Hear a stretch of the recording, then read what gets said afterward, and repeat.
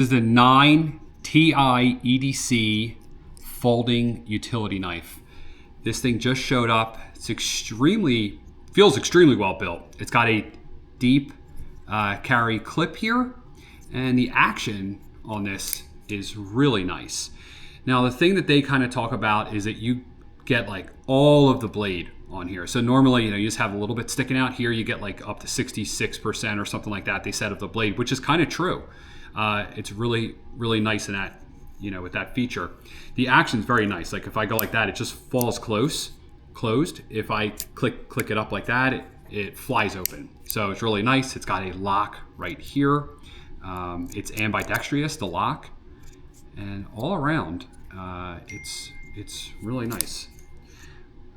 It comes with more blades, and the way you replace the blade is you just unscrew this little knob here and replace the blade. So this is the knife. The G10 handle feels really good. And let's look at something here. Let's look at the centering of it. That always is a big deal when it comes to knives. And it is centered. So look, looks really nice. Just wanted to make a video on it. Very unique design. Haven't seen this from anybody else. And again, it feels very premium.